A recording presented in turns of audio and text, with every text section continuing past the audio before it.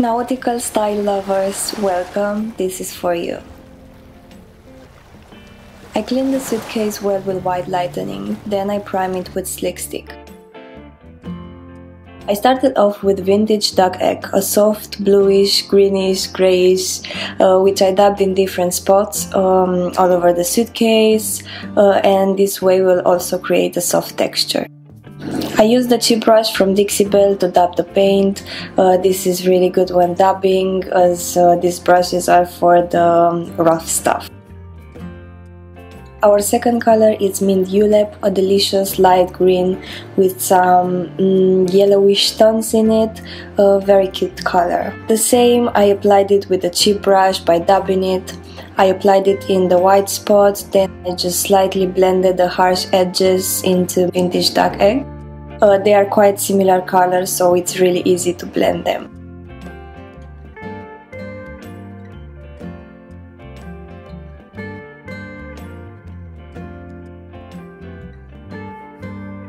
This blend needed something a bit more vibrant and magical, so I added the gulf by dabbing it in the white spots left, and I also added it over the other colors in some places where needed.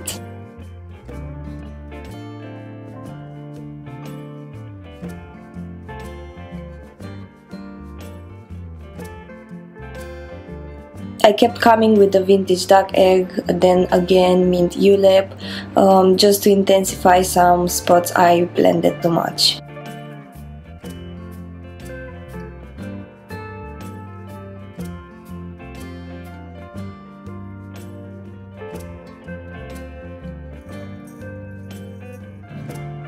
I did the same technique all over the suitcase, so I just focus mostly on showing you the top, but here are some quick shots from the front as well.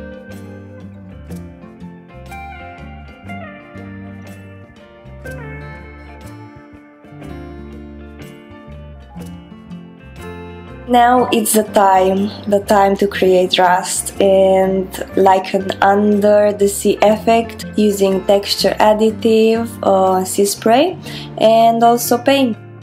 I use chocolate, Florida orange, and the gulf to do so let's go.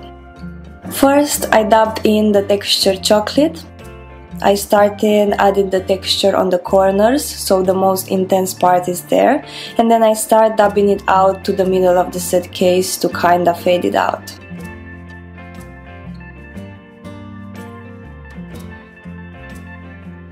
Next, I dabbed a bit of Florida orange mixture and slightly blended into the brown until it gets that rusty look. And I used the same brush I used to apply the chocolate. It's that simple and it looks amazing. What do you guys think of this way of creating rust with texture additive, brown and orange paint? For the under the sea part, I used the gulf texture, and I applied it with an artist brush near the corners in different spots and shapes.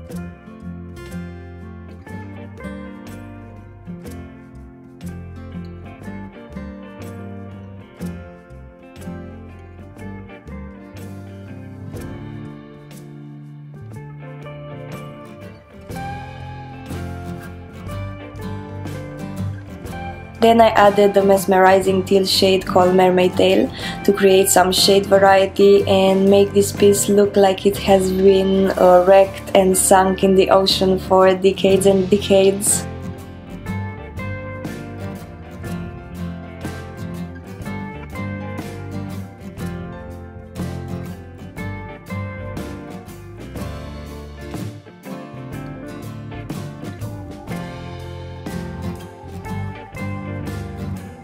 I then use a damp rag to diffuse the color, slightly blend it, but leave it rough in the same time.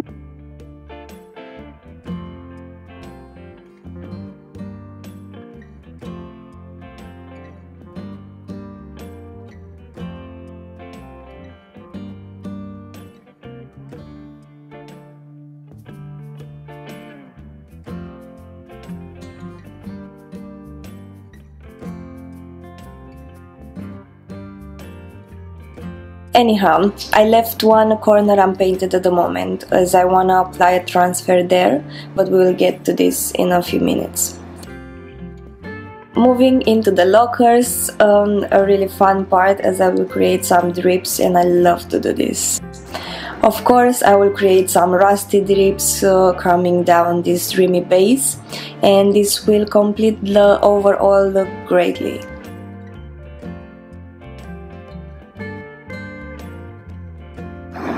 I took chocolate paint on the brush, wet it, apply it, wet it again a little bit, and then I kind of faded away the edges with my fingers. Then a few sprinkles of Florida orange and super dirty fingers later, and love this. I absolutely love this.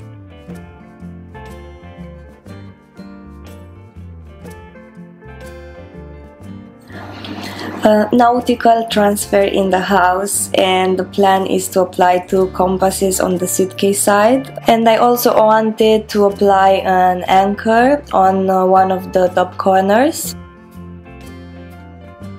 We use the stick provided in the transfer box to apply it. Just rub it on the edges for a while. It's a work of patience, but it's worth it.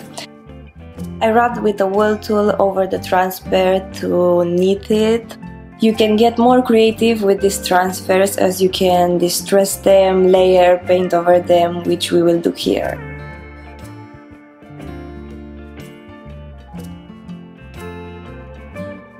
Unfortunately, I lost the footage when painting the anchor, but I can just tell you that I used antebellum blue to paint it.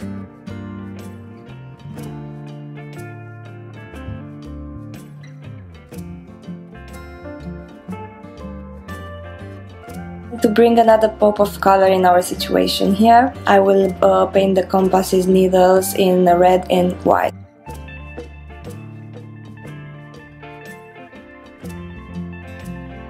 I sealed this whole suitcase with satin clear coat in 2 layers, and I let them dry for about 2 hours in between coats.